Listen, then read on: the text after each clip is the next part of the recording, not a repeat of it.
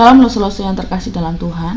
Kita masuk di dalam pembelajaran untuk minggu kelima di bulan Agustus ini, tanggal 30 Agustus tahun 2020 ya. Tema daripada pembelajaran kita adalah belajar dari kesalahan yang terambil dari kitab Esra 9 ayat 1 sampai 15. Adapun tujuannya adalah supaya anak-anak KUG mampu mengakui kesalahan. Nah, sebelum kita masuk di dalam cerita, kita perlu mengenal keadaan bangsa Israel pasca pembuangan, yaitu di mana gelombang pertama bangsa Israel di pembuangan kembali sekitar tahun 538 sebelum Masehi dengan satu tujuan, yaitu untuk membangun kembali bait Allah yang telah rata dengan tanah.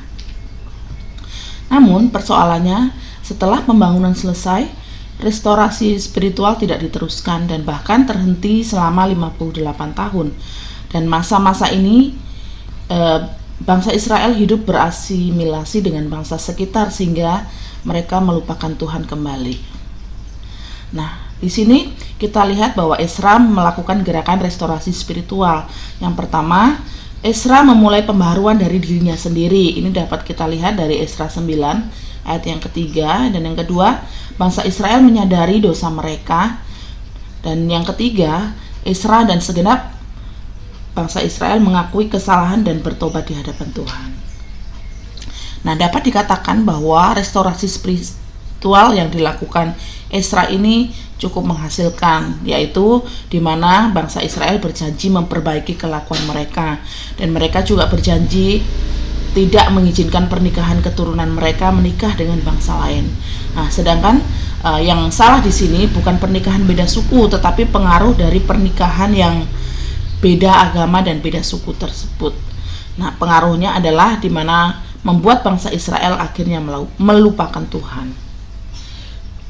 Dan yang ketiga, mereka mau beribadah hanya kepada Tuhan. Nah, yang perlu kita pelajari, yang dapat kita pelajari di sini adalah yang pertama, mengakui kesalahan merupakan sikap bijaksana di hadapan Tuhan, dan mengakui kesalahan menghasilkan pertobatan yang diwujudkan dalam komitmen dan janji di hadapan Tuhan. Hubungannya apa dengan cerita KUG? Anak KUG diajarkan supaya mereka mengerti bahwa setiap orang tidak terlepas dari kesalahan atau berbuat salah. Tapi problemnya adalah di mana anak-anak biasanya takut mengakui kesalahan dengan alasan malu, takut dibully dan takut dibenci dan lain-lain.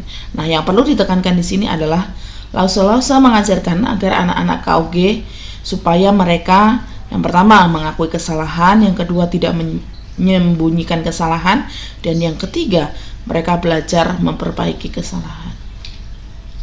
Untuk bagian cerita pembukanya, Lause dapat menceritakan kepada anak-anak KUG tentang seekor keledai. Lause memberitahu kepada mereka bahwa keledai yang dianggap binatang bodoh tetapi tidak melakukan kesalahan yang sama.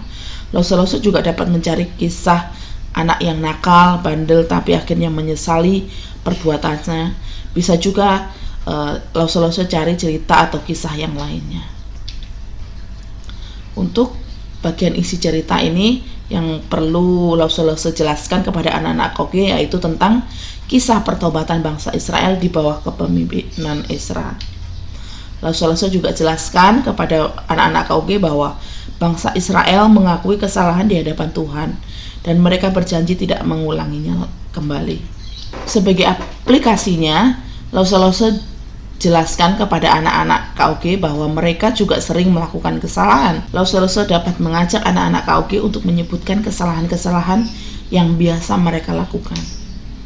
Misalnya, saat belajar bukannya belajar tetapi main games. Akibatnya nilainya jelek dan matanya sakit karena game. Jika seperti ini, anak-anak KUG diajak untuk mengakui kesalahan dan tidak mengulanginya kembali. Atau mungkin saat hujan sedang bermain hujan padahal sudah dilarang, akibatnya sakit, meriang dan lain-lain. Anak-anak KUG harus berani mengakui kesalahan dan berjanji tidak mengulanginya. Atau masih banyak contoh lain, silakan Lause kembangkan sendiri dan selamat mempersiapkan diri.